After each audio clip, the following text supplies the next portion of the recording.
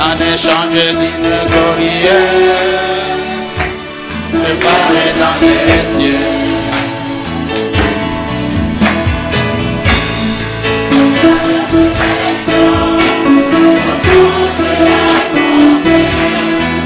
Seigneur glorifié, puisqu'on Jésus.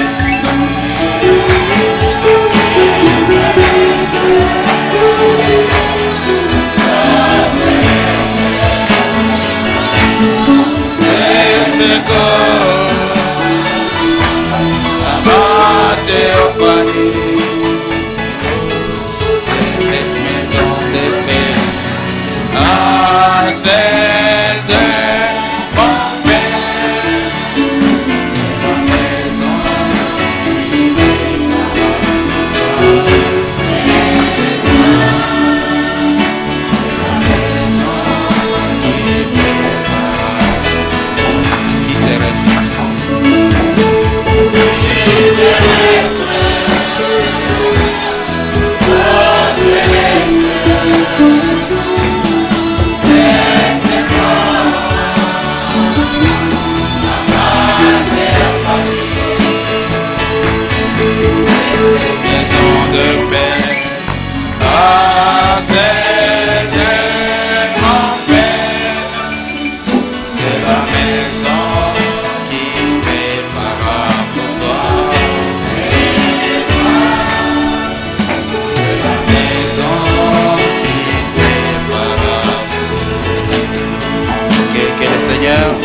qui bénisse les frères Tim.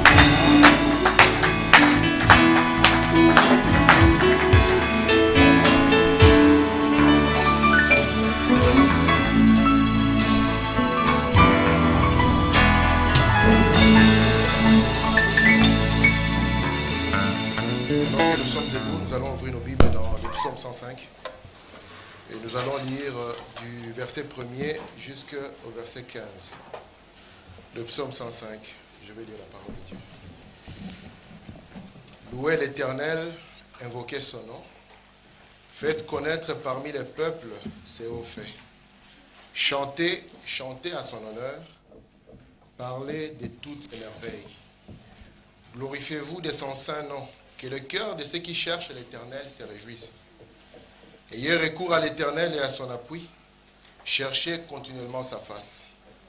Souvenez-vous des prodiges qu'il a faits, de ses miracles et des jugements de sa bouche.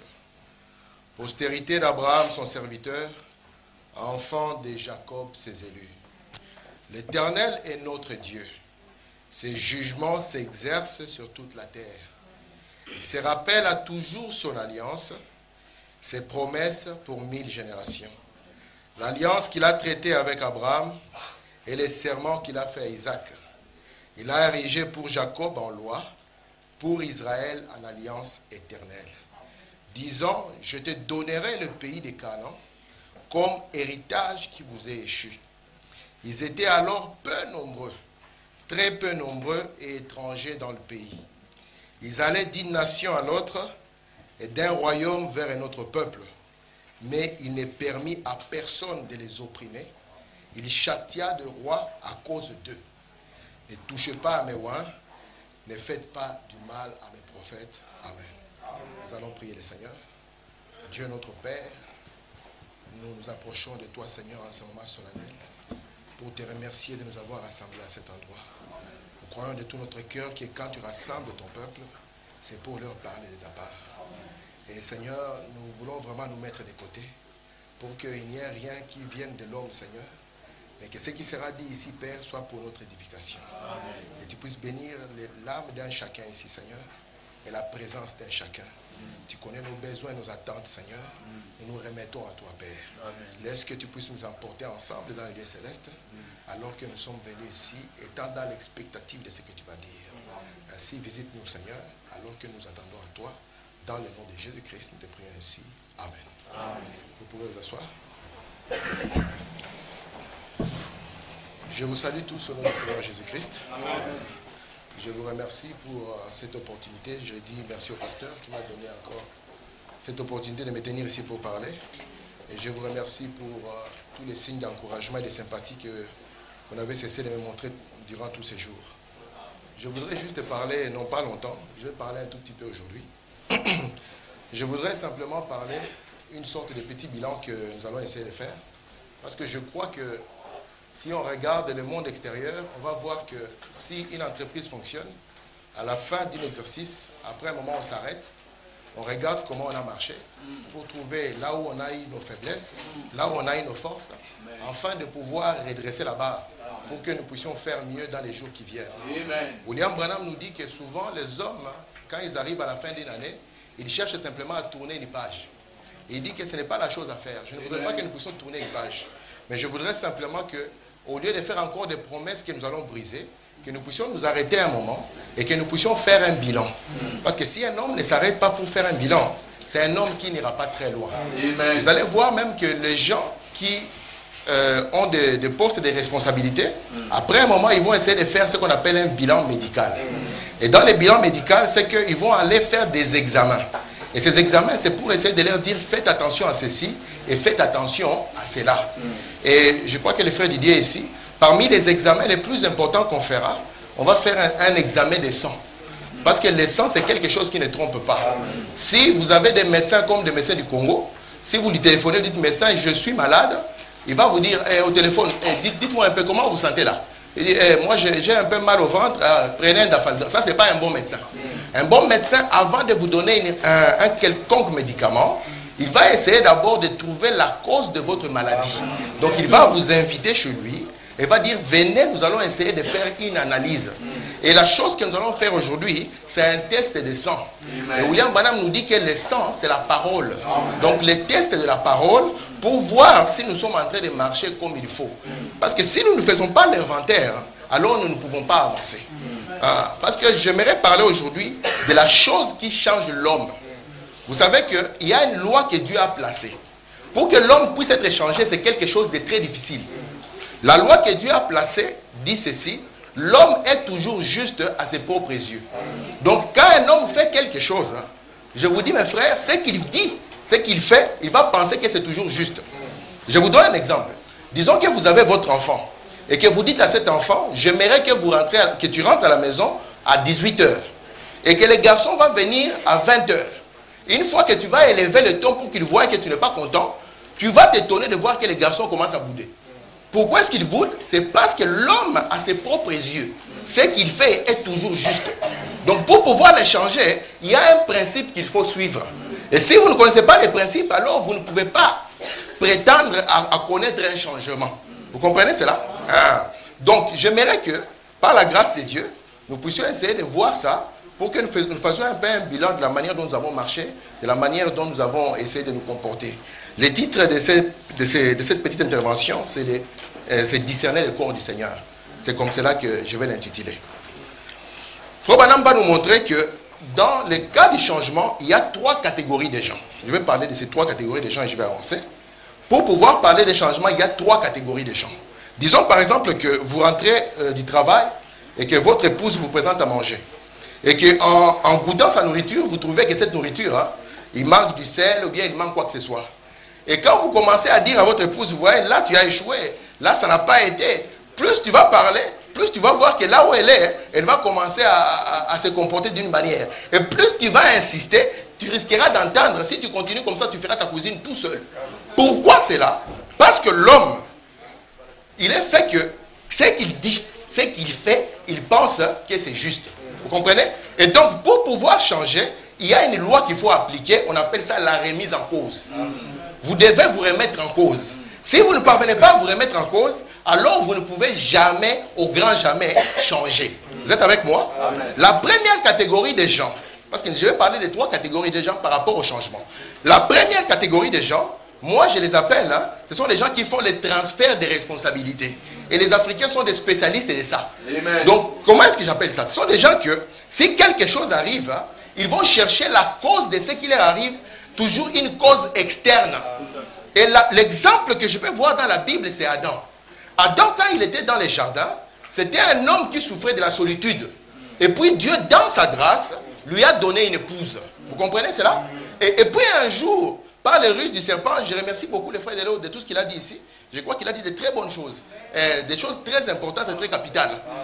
Et puis, on remarque maintenant que quand ils sont tombés dans le péché, la première des choses qu'ils ont fait, William Branham dit, ils ont inventé une religion.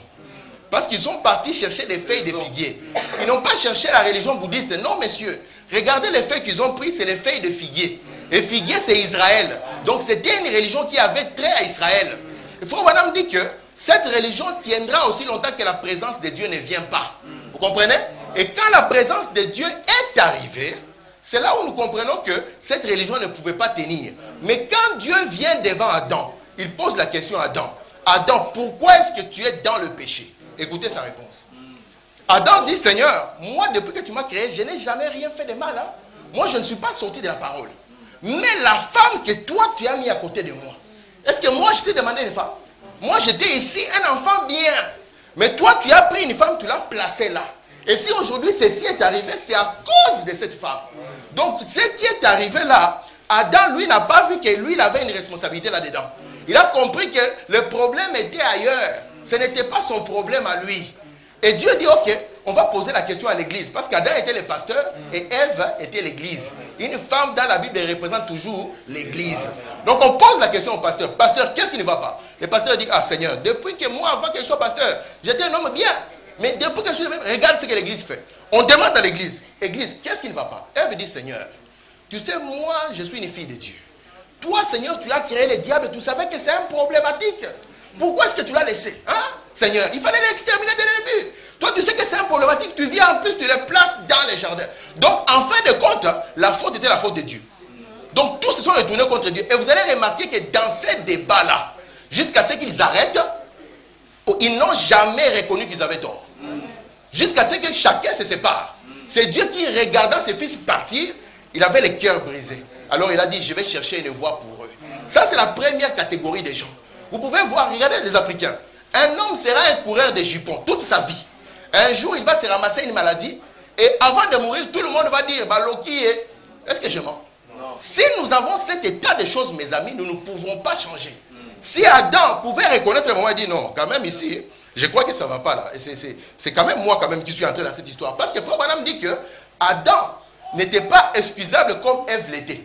Ève avait été séduite. Et séduite signifie qu'on t'a entraîné dans quelque chose sans que tu puisses te rendre compte. Tandis que Adam y est entré volontairement. Mais malgré qu'il y rentre volontairement, il dit, Seigneur, ce n'est pas moi. Vous êtes avec moi? Ça, c'est la première catégorie. Et ils font le transfert des responsabilités. Tout ce qui leur arrive, ce n'est pas eux. Ça doit être une cause externe. Souvenez-vous que nous sommes en train de faire notre bilan, n'est-ce pas? La deuxième catégorie des gens, ce sont des gens qui commencent d'abord à avancer un peu. Vous comprenez? Mais quand ils avancent, ils n'avancent pas jusqu'au bout. Ils vont s'arrêter à mi-chemin. L'exemple que j'ai vu dans la Bible, c'est les pharisiens. Un jour, il y avait un pharisien qui était entré dans le temple pour prier. Et quand il était entré pour prier, il était en train de prier et derrière là-bas, il y avait un publicain. Il a commencé à dire, Seigneur, je sais que je ne suis pas encore parfait, mais gloire à Dieu, je ne suis pas comme lui. Vous comprenez ça?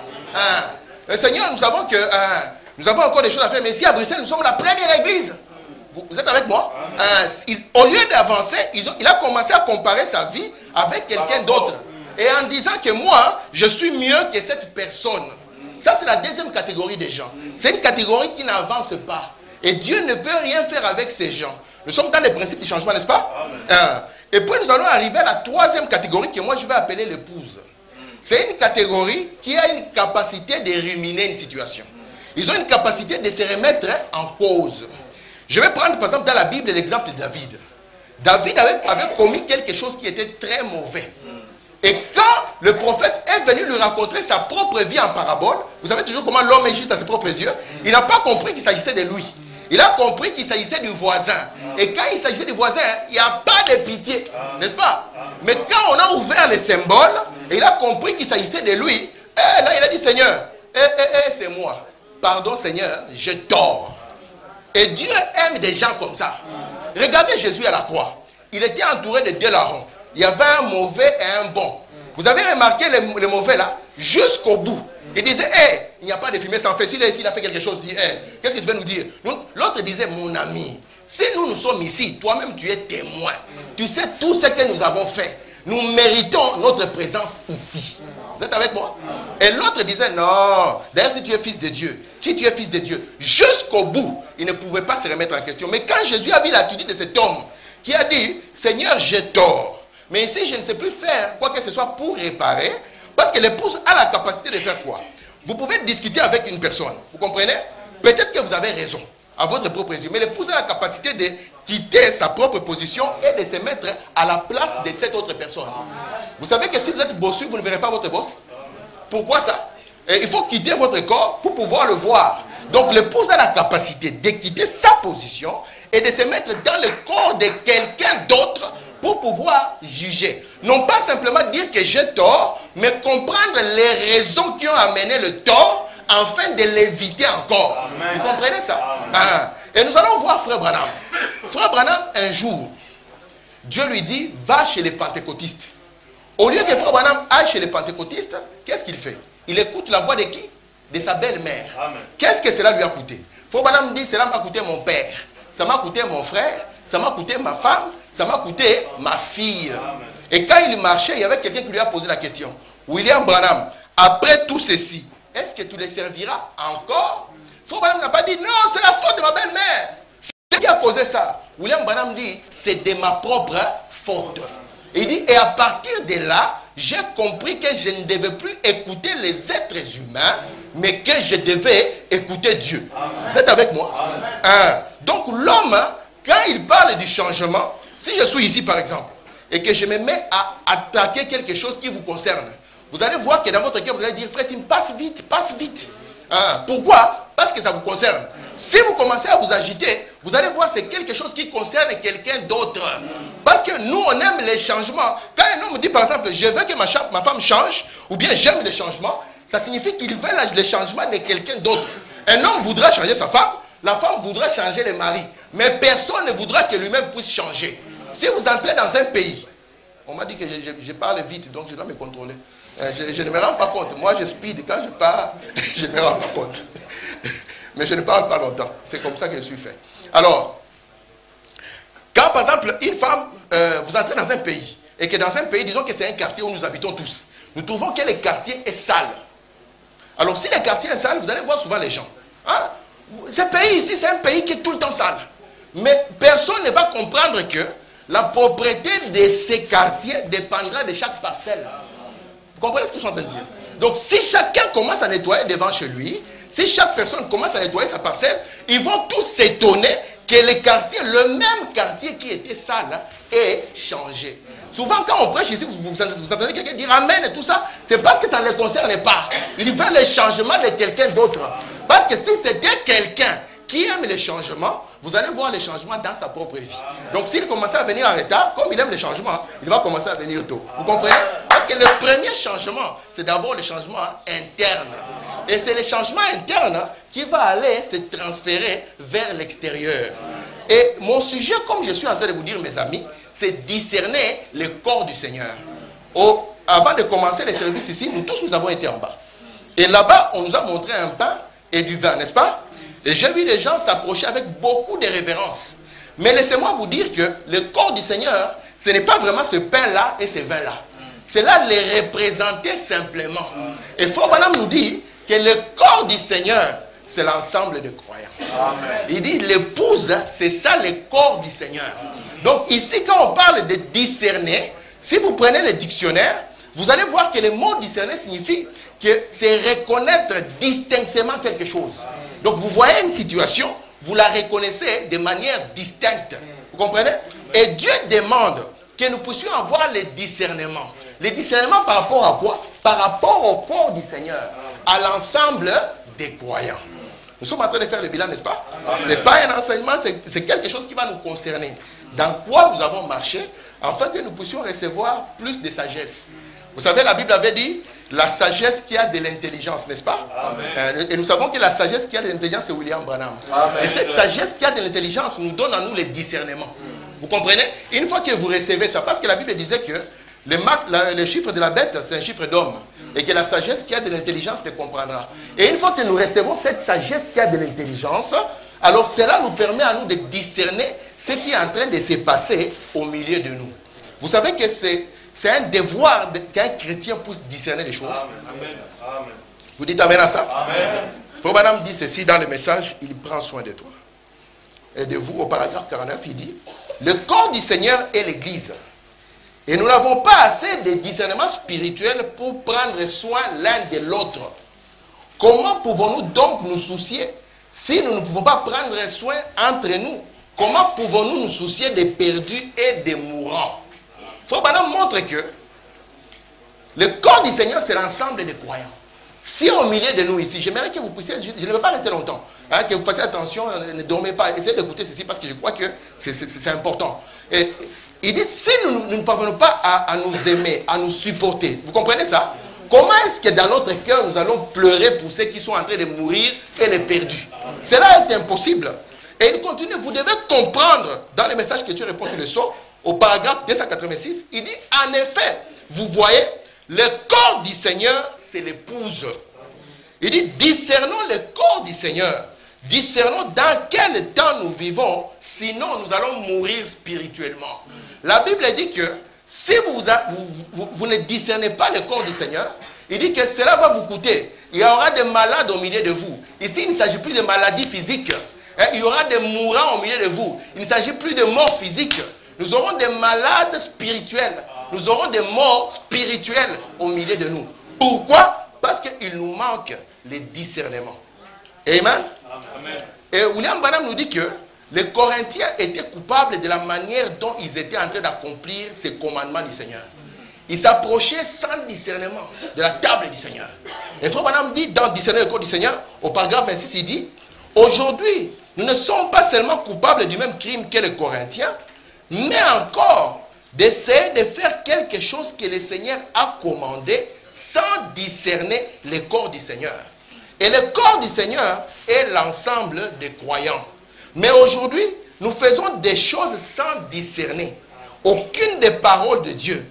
Nous devions avoir le discernement pour chaque chose que nous faisons. Vous comprenez ça? Pourquoi Jésus est en train de dire ça? Parce que plus nous sommes en train d'avancer, si vous remarquez la grande maladie qui est en train de tuer les gens du message, que ce soit ici à l'église ou partout, vous allez voir que les principes chrétiens, nous avons oublié de les appliquer. Yes. Quand je dis les principes chrétiens, on va voir de quoi Frère Branham parle. Nous avons vraiment oublié de les... Écoutez Frère Branham. Il dit ceci, dans la foi parfaite au paragraphe 18, Jésus prit la parole et leur dit, ayez foi en Dieu.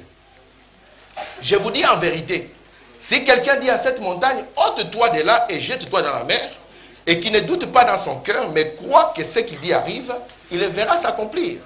C'est pourquoi je vous dis, tout ce que vous demandez en priant, croyez que vous l'avez reçu et vous le verrez s'accomplir. Écoutez ceci. Et lorsque vous êtes debout, faisant votre prière, si vous avez quelque chose contre quelqu'un, pardonnez. Afin que votre Père qui est dans les cieux vous pardonne aussi vos offenses. Mais si vous ne pardonnez pas, votre Père qui est dans les cieux ne vous pardonnera pas non plus vos offenses. Amen. Dans le paragraphe 19, Madame dit ceci. Ainsi, la foi est basée sur le pardon. Amen. Il dit, alors, comme nous l'avons dit ce matin, essayant de placer l'Église là où nous pouvons réellement voir les temps apostoliques arriver. Aujourd'hui, si un frère a un différend avec un autre, je vous dis, ça restera un problème qui sera tiré même pendant 100 ans. Est-ce que je mens? Et William Branham nous dit, vous devez vous souvenir que notre foi est basée sur les pardons. Vous comprenez ça? Celui qui a été pardonné, c'est celui qui pardonnera. Celui qui ne pardonne pas, n'a pas été pardonné. Vous êtes avec moi? Et Romains 12, le 17e verset jusqu'au 21 dit ceci. Ne rendez à personne le mal pour le mal. Recherchez ce qui est bien devant tous les hommes. Et si possible, autant que cela dépend de vous, soyez en paix avec tous les hommes. Ne vous vengez pas vous-même, bien-aimés, mais laissez agir la colère. Car il est écrit, à moi la vengeance, à moi la rétribution. Mais si ton ennemi a faim, qu'est-ce que tu fais? Donne-lui à manger. S'il a soif, donne-lui à boire. Car en faisant ainsi, ce sont des charbons ardents que tu ramasses sous sa tête. À l'école de dimanche, je leur ai montré le premier ennemi. Notre premier ennemi, ce n'est pas le diable. Notre premier ennemi, c'est nous-mêmes. Et le moi agit au travers de la chair.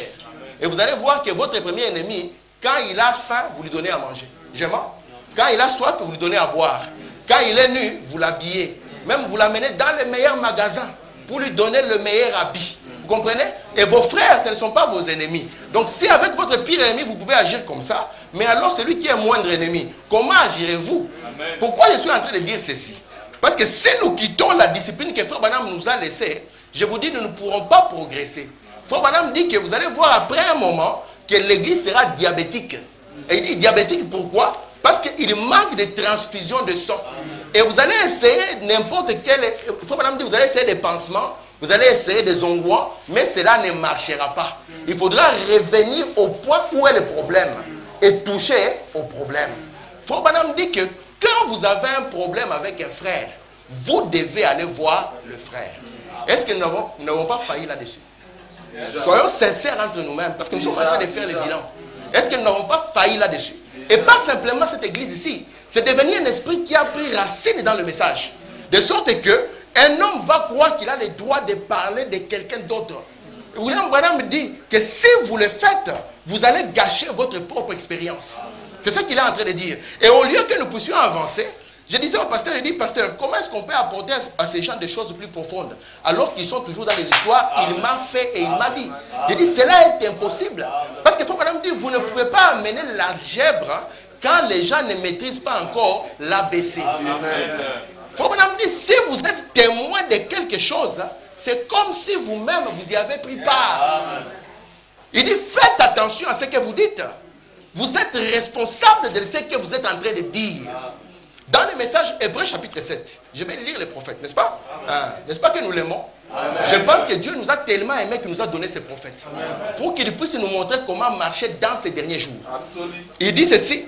Il dit dans Hébreux chapitre 7, première partie, au paragraphe 79, il dit, nous avons une coutume ici. Nous avons un ordre ici. Cette église est basée sur les principes de la Bible. S'il y a quelqu'un ici à l'intérieur qui n'agit pas bien et que vous pensez qu'il n'agit pas bien, allez donc vers lui et parlez-lui. Moi, j'ai pensé que c'est le message que je donnerai aujourd'hui. Parce que j'ai constaté que c'est là où nous avons failli. Tu peux te retrouver au milieu de tes frères. Tu ne sais pas des dossiers qu'ils ont montés. Tu ne sais pas tout ce qu'ils ont dit. Je vais vous dire, mes frères, cela n'est pas le principe chrétien. William Branham dit ceci. Il dit que s'il y a quelqu'un ici à l'intérieur qui n'agit pas bien, vous pensez que la personne n'agit pas bien, il dit, vous prenez votre courage. Allez voir la personne, vous seul d'abord. Vous n'avez pas besoin de commencer à les propager. Allez voir la personne. Et je pense que si nous appliquons ces principes, vous allez voir cette église progresser. Amen. Amen. Il dit, si vous ne pouvez les réconcilier, prenez donc un autre frère avec vous. Un ou deux de plus. S'il ne veut pas se laisser réconcilier, dites-les à l'église. Amenez-les au pasteur. On ne commence pas chez les pasteurs. Vous comprenez ça?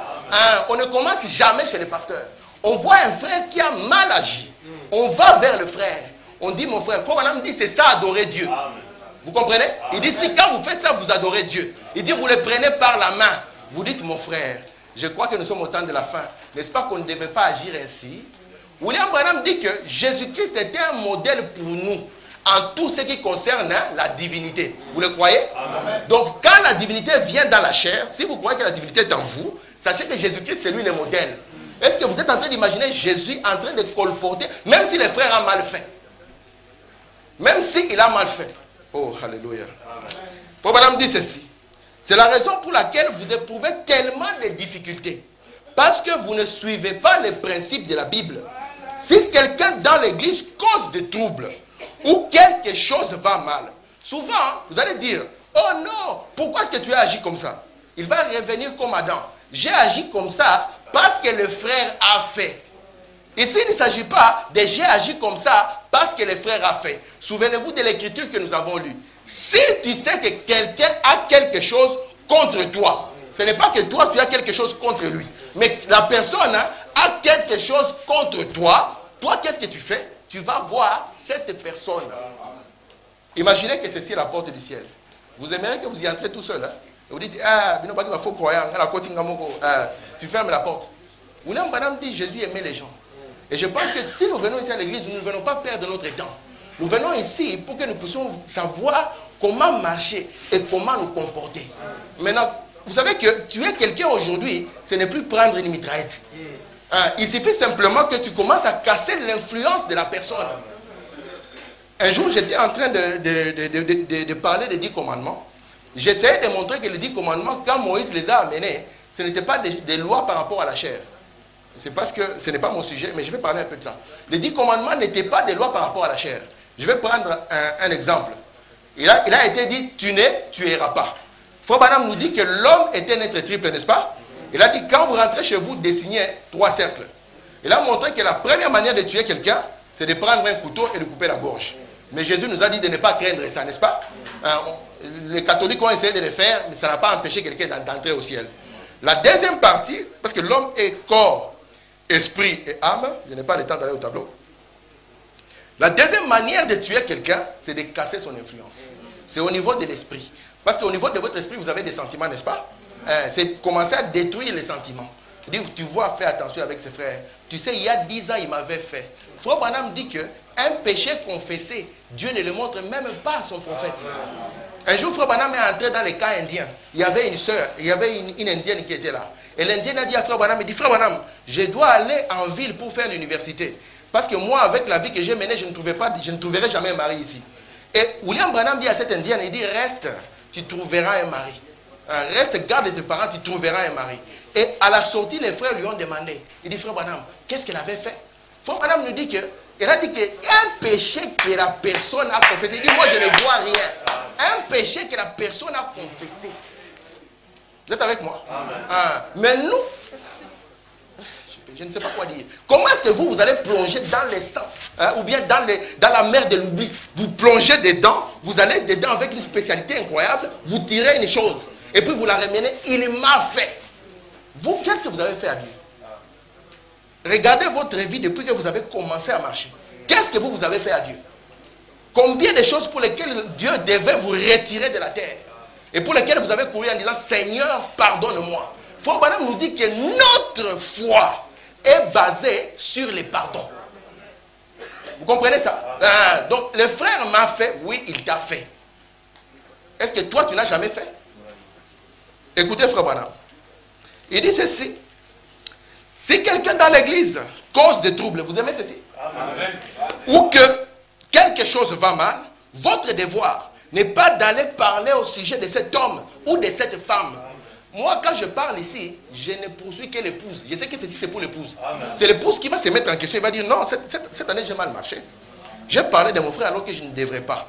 Il dit, pourquoi j'ai fait ça? Parce que je n'ai pas suivi les principes. Alors, qu'est-ce que je dois faire pour ne plus répéter? Alors, à partir d'aujourd'hui, quand quelqu'un fera, moi, j'irai voir la personne. Et je vous dis, aimez les personnes comme ça. Amen. Et ce sont des personnes dignes de confiance. Si quelqu'un vient et dit, frère, j'ai senti un mauvais sentiment envers vous, c'est quelqu'un que vous devez aimer, c'est un chrétien. Amen. Vous comprenez ça? Frère Branham dit ceci. Il dit, vous voyez, un jour, j'étais dans la maison, n'est-ce pas? Étant dans la maison, j'étais sous pression. Le téléphone a sonné. Quand le téléphone a sonné, Meda a pris le téléphone. Frère Branham a dit, dis que je ne suis pas là. Il dit, j'ai pris ma veste et j'ai couru derrière la maison vite. Il dit, après, je suis revenu. Vous devez avoir une bonne femme. Pas une femme qui vous appuie dans la bêtise. Amen. Il dit, j'ai trouvé Meda à la porte, elle avait les larmes aux yeux. Frère Branham dit, Meda est consciencieuse quant à ces choses. Amen. Et comme l'homme est toujours juste à ses propres yeux, Frère Branham a commencé à justifier. Il a dit, mais non, quand ils ont téléphoné là, non, j'étais sorti, non. Il dit, non, tu l'as dit quand tu étais dans la maison. Vous comprenez ça? Quand William Branham a compris ça, il est parti prier pour un enfant. Quand il voulait prier pour cet enfant, je vous avais dit, moi je crois de tout mon cœur que Dieu pouvait le laisser, même l'enfant pouvait guérir. Parce que Frère Branham dit qu'il y a un miracle provenant même d'un cœur qui n'est pas sincère. Mais Dieu ne pouvait jamais permettre que cela arrive par son prophète. Parce que ça serait devenu une séduction. Vous voyez tous ces gens de dénominations, et quand ils font des miracles et tout ça, c'est une séduction. Parce que leur vie n'est pas digne de l'évangile. Mais lui ne pouvait pas permettre qu'une vie qui n'est pas digne de l'évangile commence à sortir des miracles. Amen. Alors il lui a dit, tu n'es pas digne de prier pour cet enfant. Frère Branham s'est arrêté. Frère Branham est parti prendre le téléphone. Il a appelé cet homme. Il a dit, monsieur l'avocat, laissez-moi vous raconter quelque chose. Quand vous avez sonné là, moi j'étais dans la maison. Au lieu de dire, quel genre de frère? Il a dit, William Branham, c'est vrai que j'avais confiance en vous. Mais maintenant, j'ai maintenant plus confiance en vous. Est-ce que vous êtes avec moi? J'aimerais que nous puissions saisir ceci. Mes amis, on n'est pas ici pour se faire passer pour quelque chose. On est ici. Moi, je pense que si l'occasion m'est donnée de dire quelque chose, j'ai le devoir de dire quelque chose qui peut aider les gens. Vous comprenez? Voyant les besoins qui est devant moi, je pense que c'est ma responsabilité de vous dire les choses que vous devez appliquer parce qu'il s'agit de vos âmes ici. Un jour, mes amis, nous nous tiendrons chacun devant Dieu. Il n'y aura pas les pasteurs, il n'y aura pas maman, il n'y aura pas tes amis du groupe, de ton clan, ou bien tes batunayo. Il n'y aura pas ça, tu feras face à Dieu. Et ces citations ici te rencontreront là. Parce qu'aujourd'hui, Jésus avait dit, la chose que vous ferez à l'un de ces petits, c'est à moi que vous l'avez fait. Parce que Jésus-Christ n'a pas d'autre corps. C'est ce que j'étais en train de vous dire, non? Le dimanche passé, quand je vous ai parlé de l'onction du Saint des Saints, on a dit que ce n'est plus l'homme et Jésus. Vous comprenez? Il s'agit du tabernacle. Il s'agit de l'église. Il faut vraiment dire que le Saint des Saints a toujours représenté l'église. Vous vous souvenez que le premier trône était au ciel, n'est-ce pas? Le deuxième trône était en l'homme Jésus. Et le troisième trône, il est où? Il est dans l'homme. Vous comprenez? Il est dans l'épouse. Et aujourd'hui, nous devons discerner cela. Quand on parle de l'épouse, on parle de Jésus-Christ. Donc c'est comme si vous êtes parti critiquer Jésus-Christ. Quelle audace, messieurs. Amen. Amen. Frère Branham continue. Il dit ceci. Hébreux chapitre 7. Paragraphe 278. Mais s'il y a une plainte contre l'un ou l'autre membre, si un membre a une plainte contre un autre membre, ici nous avons plein de plaintes contre nous, mais jamais tu ne verras un frère venir te voir. Tu vas entendre des bruits comme ça, comme des radios couloirs, des rumeurs. Il a parlé là-bas, c'est sorti ici. Ça nous a fait tellement du mal. Regardez-nous comment on était dans la petite salle. Et regardez-nous aujourd'hui, ce que nous sommes. Je pense que l'image, il n'y a pas photo. Aujourd'hui, un frère peut avoir un malheur et puis les autres vont dire Azui. Je ne vous mens pas. Et des gens qui viennent à l'église, Frère Branham dit que les esprits les plus méchants se trouvent dans la religion. Amen. Vous savez ça? Amen. Les esprits les plus méchants se trouvent dans la religion. Et maintenant qu'un frère ici que nous avons critiqué meurt, qu'est-ce qu'on va faire? On va commencer à pleurer maintenant. Alors que nous ne lui avons pas montré notre affection. Alors que nous ne lui avons pas tendu les bâtons. Vous êtes avec moi ou pas? Amen. Et vous voulez maintenant que les jeunes qui sont en train de nous voir puissent devenir des chrétiens. Quelle est la vie que nous avons déployée devant eux? Vous savez qu'un homme est changé toujours par un modèle? L'homme a un esprit qui est façonnable. Et pour qu'il soit changé, il faut un modèle devant lui.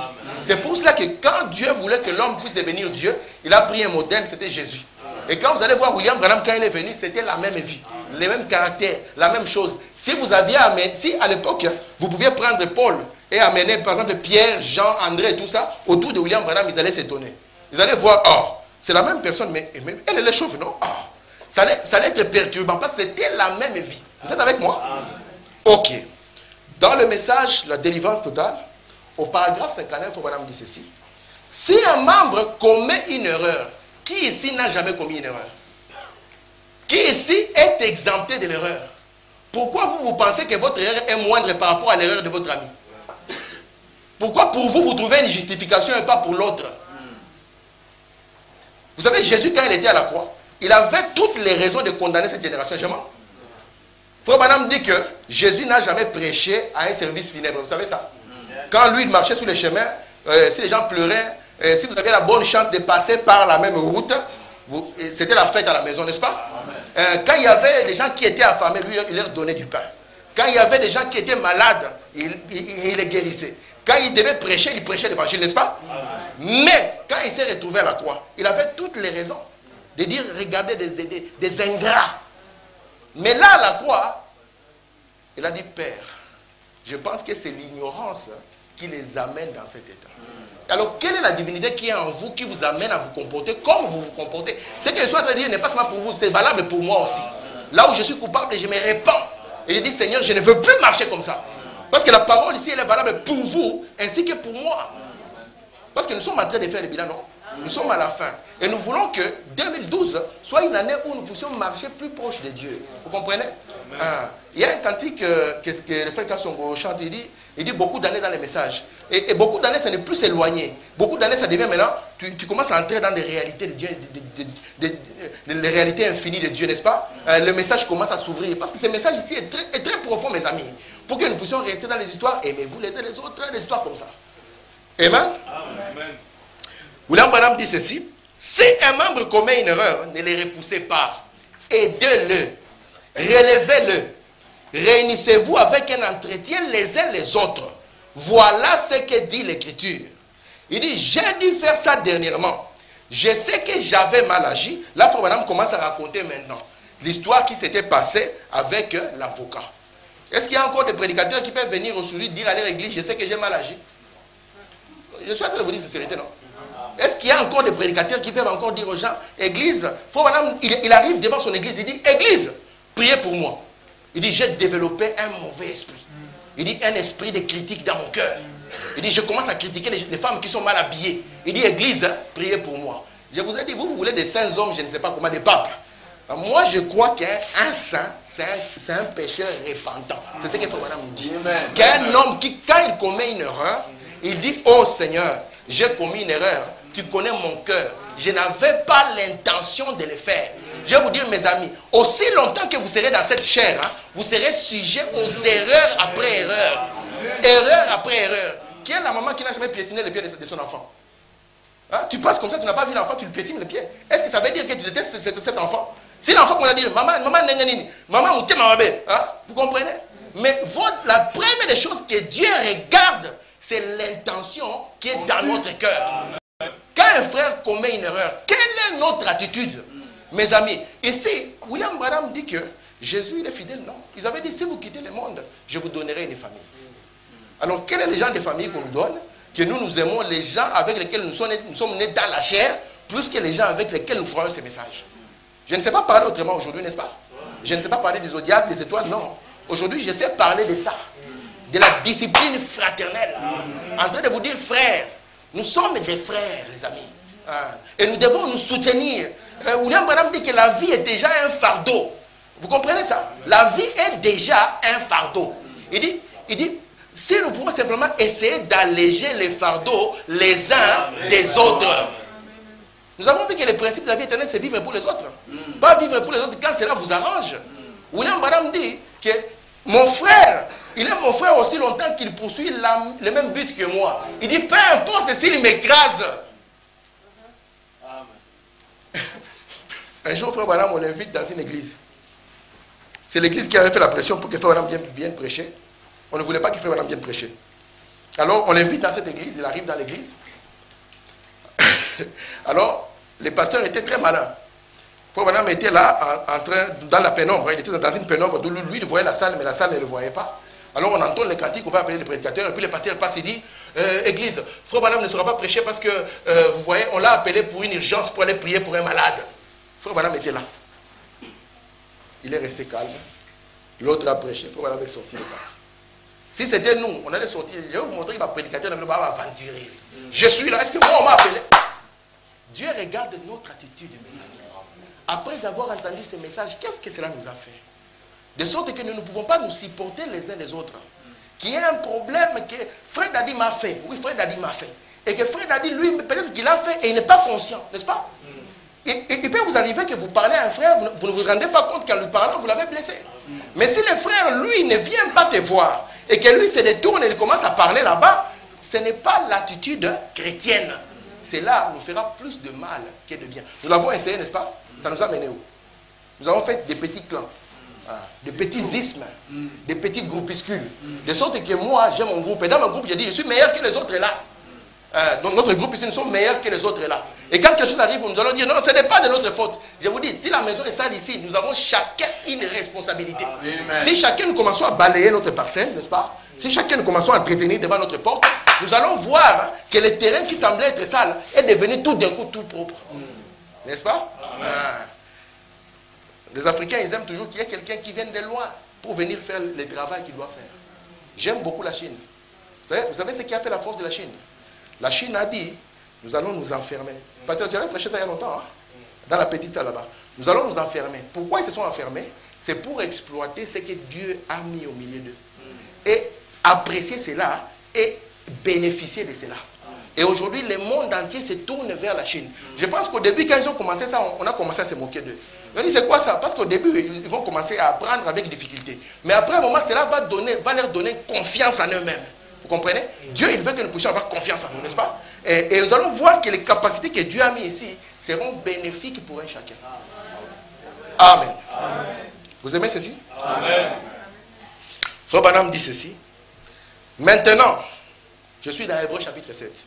Il a dit beaucoup de choses là-bas. Il dit ceci. Vous commettez des fautes.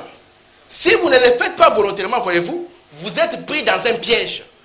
Tout piège dans lequel vous êtes pris, ou faire quelque chose que vous n'avez pas l'intention de faire, ce n'est pas encore le péché. Vous comprenez ça? Amen. Donc, toi, tu vas voir les frères à fait. Mais toi, tu ne savais pas qu'ils n'avaient pas l'intention de le faire. Toi, tu prends les micros. William Branham dit, ce n'est pas encore le péché.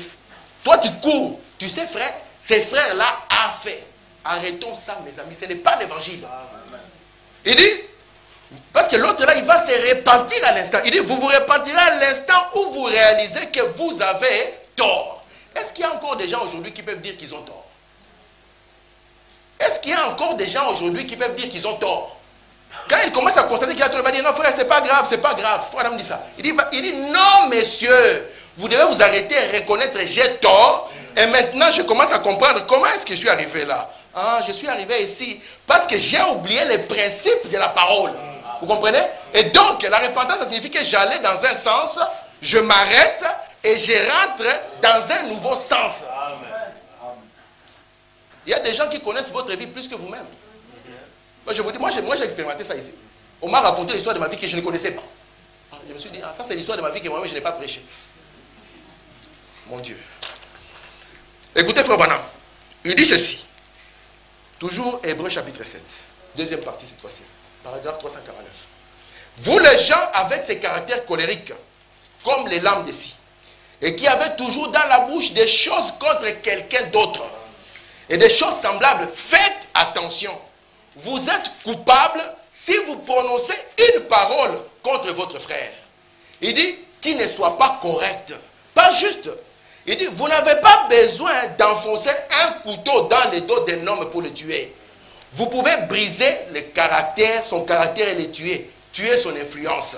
Si vous parlez contre votre pasteur qui est ici et dites des choses mal à son sujet, vous pourrez tout aussi bien le tuer si vous avez dit quelque chose qui n'est pas vrai à son sujet.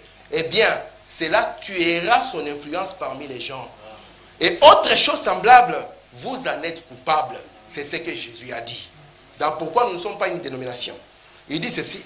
C'est pourquoi, ces 2 ou 3 dernières semaines, je suis allé d'un membre à l'autre, que j'ai visité, ceux entre lesquels il y avait des petits différends, si bien que l'un ne parlait pas à l'autre. Vous savez qu'ici, il y a des gens qui ne se parlent pas. Oui. Vous savez qu'ici, il y a des gens... Vous savez, non? Oui. Vous savez qu'ici, il y a des gens qui ne se parlent pas. Oui.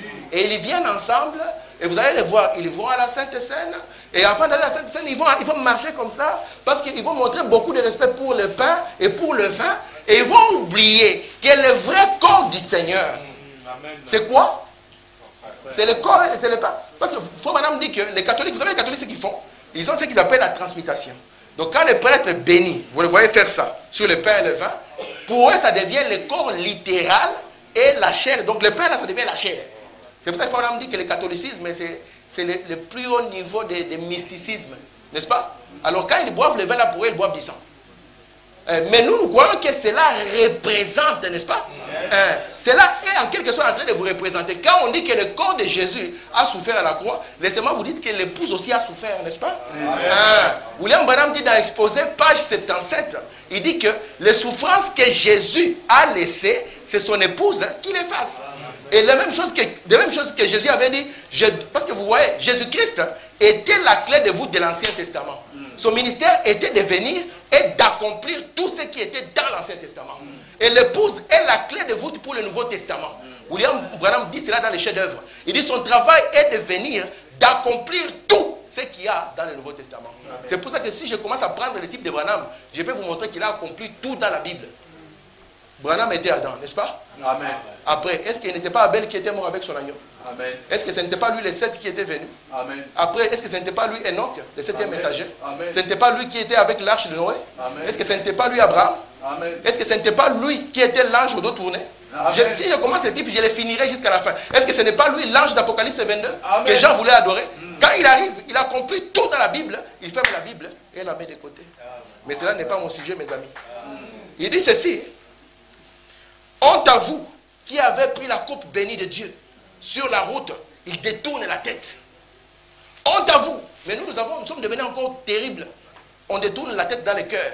Donc physiquement comme ça, on te montre les dents. Que Dieu te bénisse, frère. Frère Branham dit, si vous étiez un prophète, vous allez mourir d'une crise cardiaque. Vous voyez un frère qui vient, il vous embrasse. Que Dieu vous bénisse, frère. Frère Branham dit, et vous voyez que dans son cœur, il vous déteste. Quelle serait votre réaction? Frère Branham dit ceci. Ensuite, vous prenez le téléphone et commencez à parler mal les uns des autres. Vous savez que quand on disait, c'est une citation de Frère Branham, il dit, lorsque nous voulons voir les niveaux spirituels de notre église, nous regardons nos sœurs, n'est-ce pas? Nous prenons nos sœurs là-bas, nous mettons la photo, le pasteur prend la photo, il commence à marcher au Brésil, là-bas, il montre, regardez comment c'est chez nous. Pasteur, je vais ajouter quelque chose à cela. Donc, quand nous écoutons, pour savoir les niveaux spirituels de notre église, écoutons les conversations d'une sœur avec une autre. Quand ils sont au téléphone, de quoi ils sont en train de parler, là nous comprendrons les niveaux spirituels de notre église. Vous êtes avec moi? Il peut faire 15 ans ici et ne connaît rien sur les âges de l'église. 20 ans ici. Amen. Il y a deux couleurs. Il y a ce qu'on appelle la couleur blanche et la couleur noire. Toutes les couleurs là ne sont que des couleurs intermédiaires. Des fréquences qui diminuent, c'est ce qui change les couleurs. La seule couleur d'ailleurs c'est la blanche en fait. C'est la blanche qui engendre toutes ces couleurs, n'est-ce pas? Alors je vais prendre le blanc, comme frère Delors a mis cet exemple, n'est-ce pas? Profitons de ça. Disons que ça c'est le blanc et ça c'est le noir. Les deux couleurs ont une spécificité. Le blanc, lui, a la capacité, quand la lumière vient, elle a la capacité de réfléchir la lumière. Donc elle reçoit la lumière et la répand. Tandis que la couleur noire a une capacité terrible. Elle, vous pouvez lui donner autant de lumière, elle va la bouffer, la valer. La valer ne la rendra jamais. C'est pour ça que vous avez constaté que quand il fait chaud, quand vous vous habillez en noir, vous êtes complètement, vous sentez que ça chauffe. Parce que lui, sa capacité, c'est de vous faire. Vous allez lui prêcher du matin au soir. Moi, un jour, on avait mis une cassette ici, il y a 10 ans dans la petite salle. Tout le monde était content. J'ai dit au pasteur, moi, je ne suis pas content. J'ai dit, pasteur, ça fait 10 ans que tu prêches la même chose. En train d'insister, frère, venez à temps, frère, 10 ans. J'ai dit, cela montre qu'au lieu d'avancer, nous avons fait un stop. Et on appelle ça les staticos. Vous êtes avec moi? Alors, si nous voulons voir le niveau spirituel de notre église, écoutons nos mamans quand elles sont en train de parler. Elles parlent de quoi? Du matin au soir au téléphone. De quoi elle est en train de causer? Il y a les histoires nouvelles qui sont sorties. Les histoires nouvelles qui sont sorties là-bas. Et nous allons nous marcher et à l'apparence de la piété. N'est-ce pas? Mais qu'en est-il de cette parole? Amen. Frère Branham dit ceci. Si l'homme est dans l'erreur, allez vers lui. Réconciliez-vous. Et si vous ne pouvez pas, prenez quelqu'un d'autre. Donc vous prenez les frères avec vous, vous allez voir votre frère. N'est-ce pas? Vous dites, frère, nous venons dans l'amour de Dieu. Nous venons pour ces cas-ci, pour les résoudre selon les principes de la parole. Parce qu'en 2011, nous avons marché comme des bandits. En 2012, nous voulons marcher comme des chrétiens. Vous pensez que si les jeunes gauchens ici, et qu'il est mon fils à la maison, qui m'entendent chaque jour critiquer les frères d'Adi, vous pensez qu'il va avoir confiance en moi? Négatif. Je vais vous expliquer. Moi, j'ai été moniteur de l'école le dimanche depuis longtemps. Et j'ai compris une chose avec les jeunes. Si vous pensez que quand vous allez jouer dans votre petit isme, ce jeune-là va entrer dedans, il va refuser de ressembler ni à vous ni à moi. Il va rester un vrai mondain. Parce qu'il dira que ça ne sert à rien de le suivre dans leur histoire. Parce que pour nous, à force de venir à l'église, cela est devenu comme un petit mouvement. Vous comprenez? Quand on était des catholiques, on y allait. Donc c'est devenu comme un petit mouvement où on est habitué les dimanches, on y va, et puis on y va. Mais lui, il ne voudra jamais nous ressembler parce qu'il saura en fin de compte que ces gens-là, ils sont en train de jouer au théâtre. Vous comprenez ça? Ils sont en train de jouer au théâtre. Il faut vraiment dire, c'est ça être un pharisien. Amen. Dans les messages, le baptême du Saint-Esprit, je vais me presser un peu, je crois qu'il veut parler encore 15 minutes. Je crois que l'essentiel est compris, n'est-ce pas? Dans les messages, le baptême du Saint-Esprit, au paragraphe 5, il faut madame dire ceci. Mais quand nous sommes revenus, nous avons trouvé l'église un peu sens dessus et sens dessous, ici et là. Certains membres avaient commencé à se refroidir un peu et à s'éloigner, à entraîner entre eux de petites animosités et d'autres choses semblables. Je suis allé de l'un à l'autre jusqu'à ce que tout soit mis en ordre. Maintenant, tout va bien. Vous voyez, il n'y a rien de faux. Écoutez, frère madame, il n'y a rien de faux qui n'allait pas chez aucun des membres. Ils sont tous des braves personnes, des braves femmes. S'ils pouvaient se rendre compte simplement que c'est le diable qui s'est glissé entre eux. Je peux vous dire que souvent, quand il y a un problème, je vous dis, quand il y a un problème entre deux personnes, quand vous les asseyez, vous dites, dites-nous quand même le fond du problème. Vous allez vous trouver que 90% des cas, c'est le diable. Il n'y a rien de base.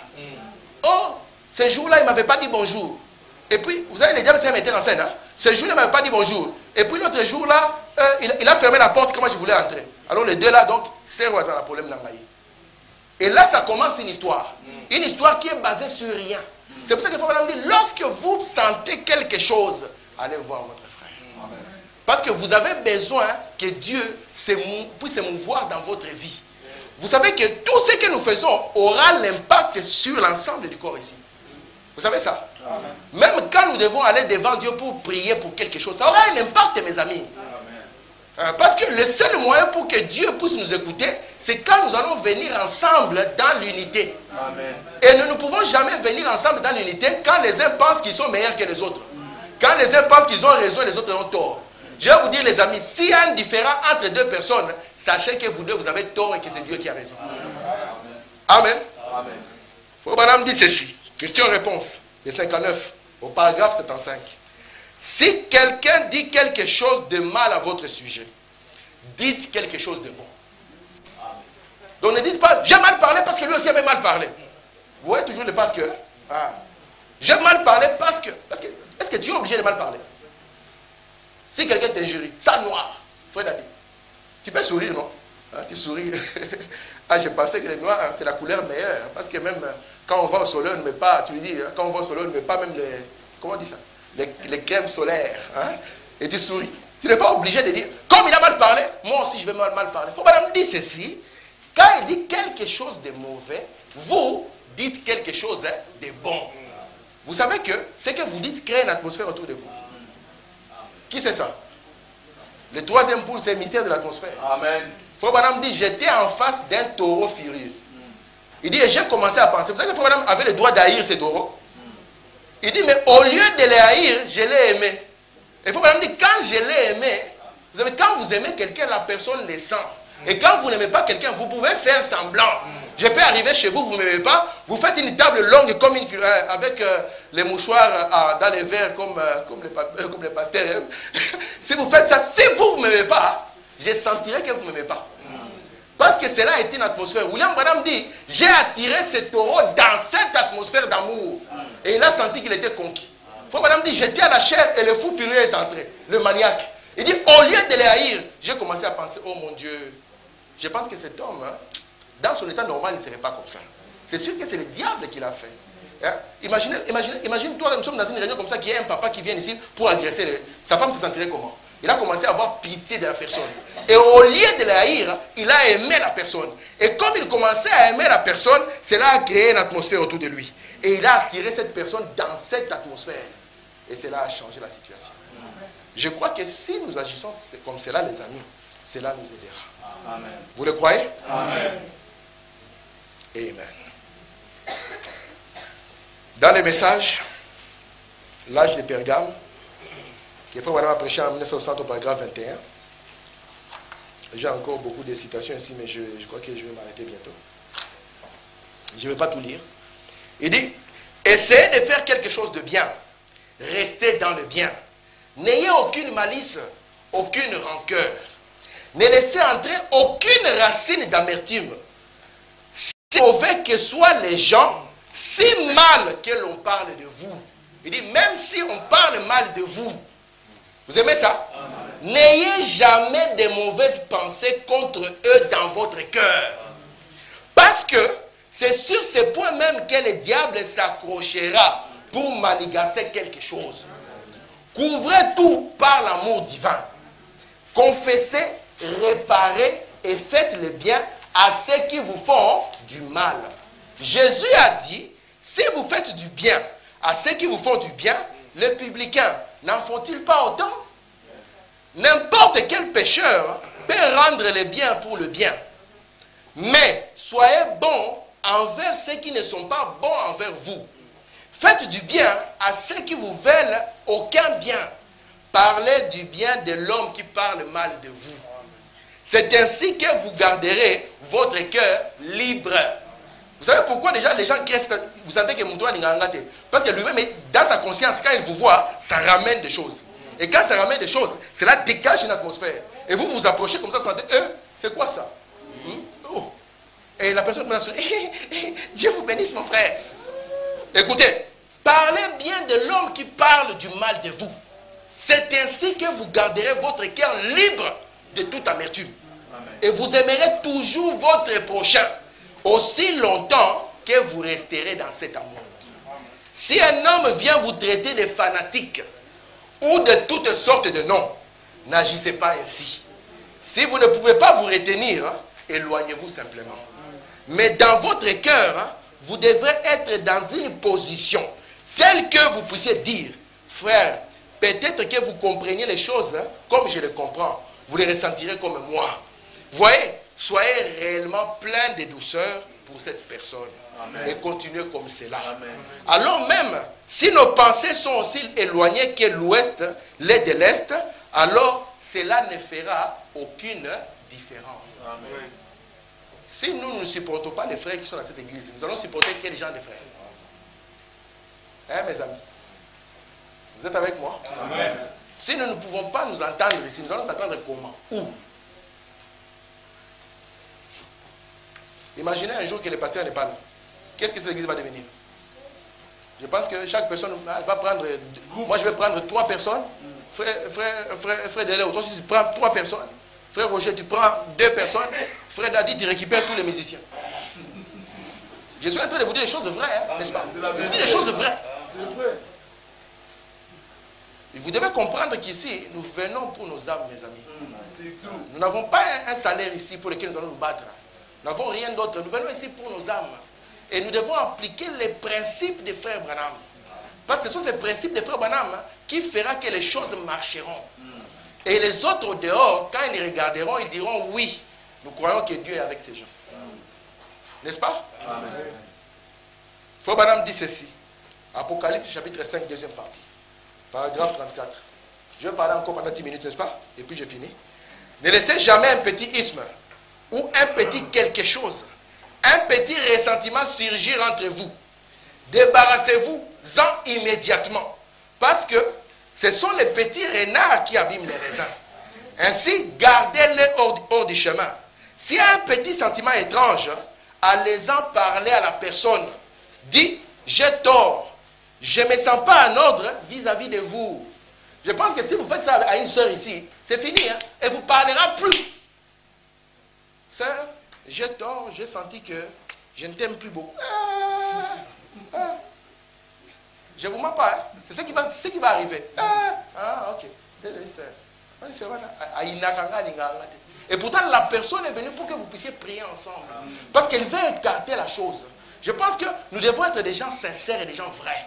Quand vous parlez à quelqu'un, vous lui parlez du fin de votre cœur. Quand vous lui dites que Dieu vous bénisse, cela vient de vous. Si vous n'êtes pas capable de le dire, dites bonjour messieurs et passez votre chemin. Et quand vous avez ce sentiment, allez prier. Dites Seigneur, aide-moi parce que ce n'est pas normal que moi je n'aime pas les gens. Parce que Jésus qui était la divinité nous a montré l'amour, même ceux-là qui ne pouvaient pas l'aimer.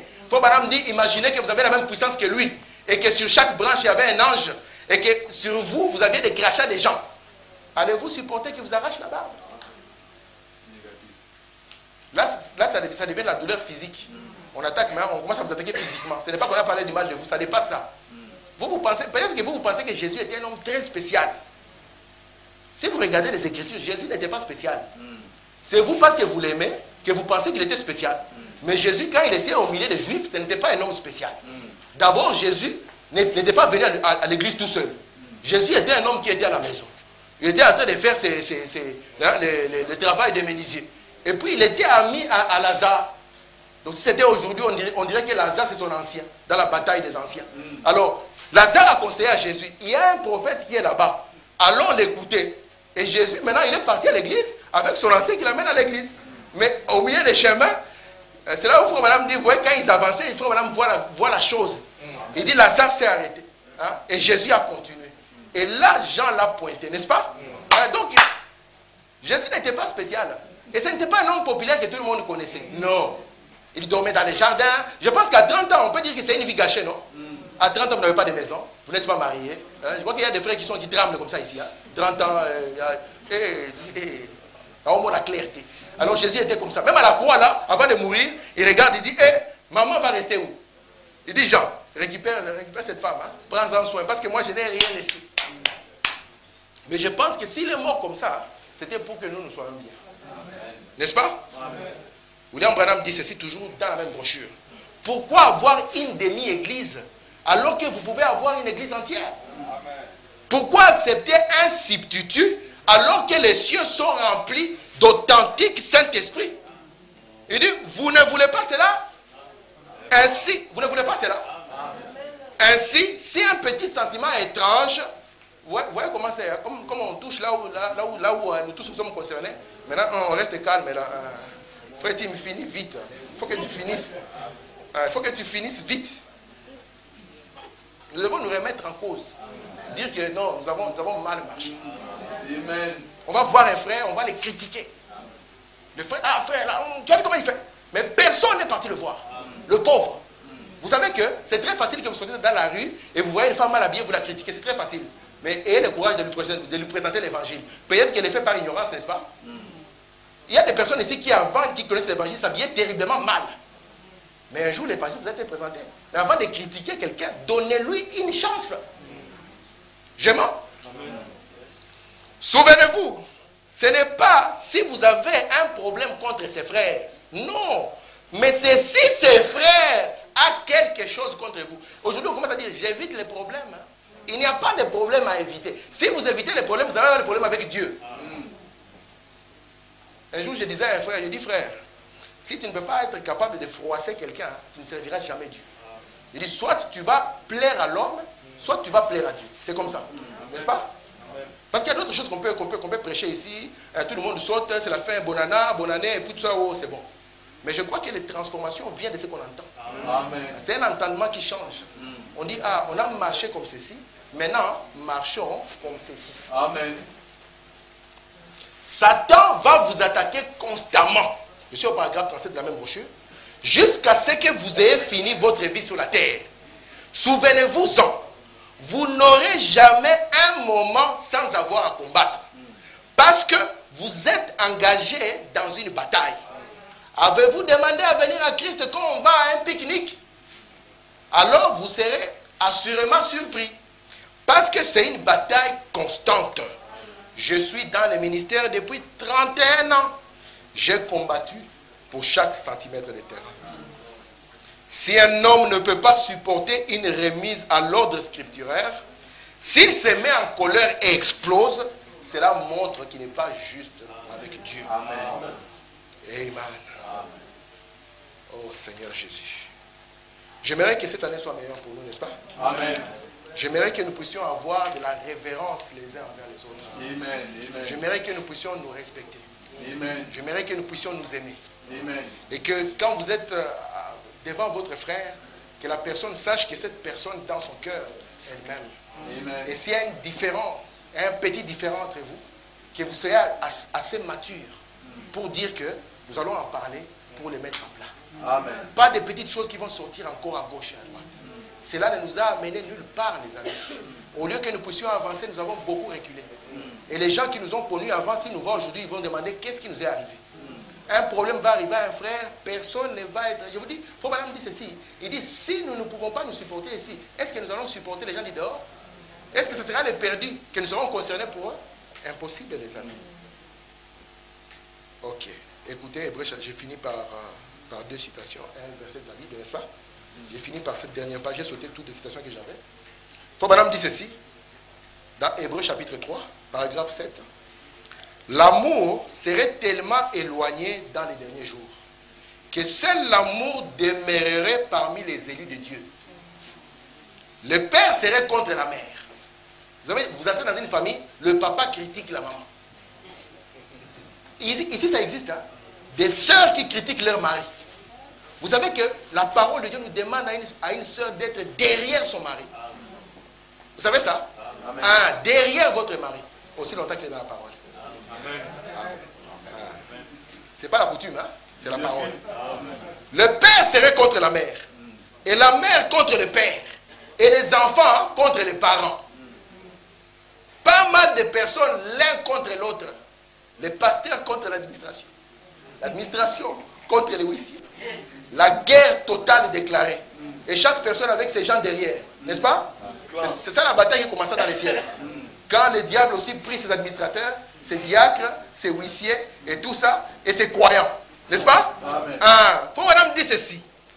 Et le seul amour qui subsisterait serait uniquement parmi ses élus. Rien que les élus. Le mot élu que nous pouvons trouver vient du participe passé élu, le peuple élu de Dieu. J'ai fini dans l'esprit séducteur qui dit ceci. Si vous ne pouvez pas vous aimer les uns les autres, comment allez-vous faire pour aimer Dieu que vous n'avez pas vu? L'amour cache une multitude de péchés. Amen. Tombez amoureux de Dieu, alors vous vous aimerez les uns des autres. Amen. Alors vous aimerez l'Église, alors vous aimerez la cause.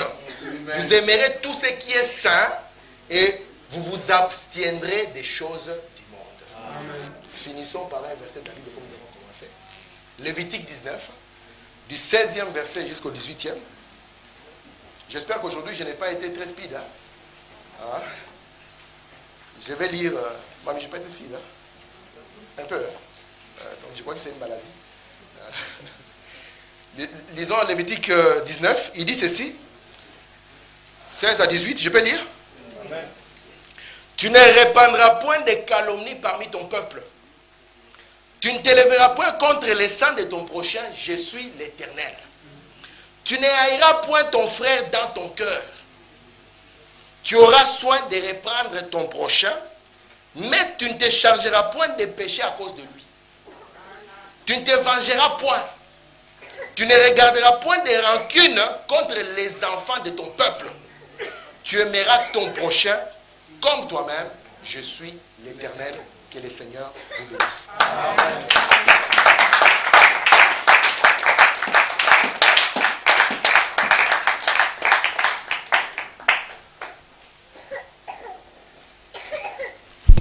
Amen.